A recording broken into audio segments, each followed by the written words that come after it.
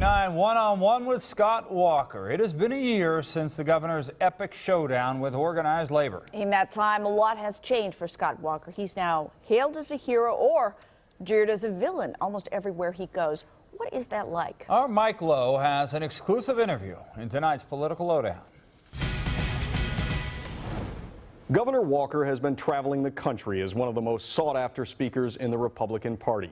In his first sit-down interview since his trip to Illinois earlier this week, he spoke about the coming campaign and the crush of national attention. You're back from Illinois, Springfield, Illinois, where you had a pretty eventful trip.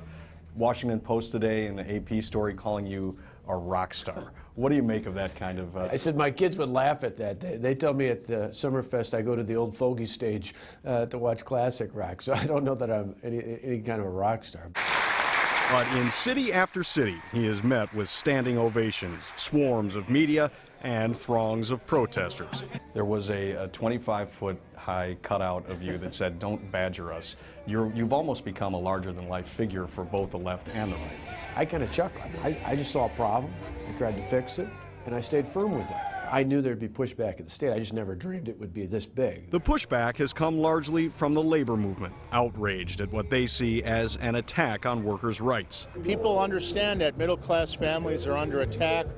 They're coming together to make their voices heard, and that's what, the labor movement's about. It's about collective bargaining and collective action. When the big government union bosses are threatened, we stand in the way of their money and their power. You're saying this is about money. They're saying this is about workplace equality and rights.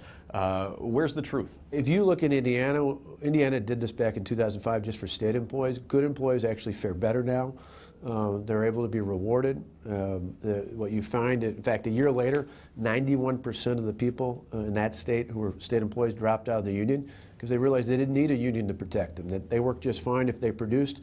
If they were productive parts of state government, they did exceptionally well, and that's going to be the same thing here at both the state and the local level. Walker is raising money and campaigning now to keep his job. He is just the third sitting governor in U.S. history to face a recall election. For me, it's just the passion. When you're in the thick of it, when you're getting things done, you're not just talking about it, but when it's happening and the pressure's on, it's the old adage that heat either melts people away or makes them stronger. It's hard to believe, but the recall election is now only about 7 weeks away.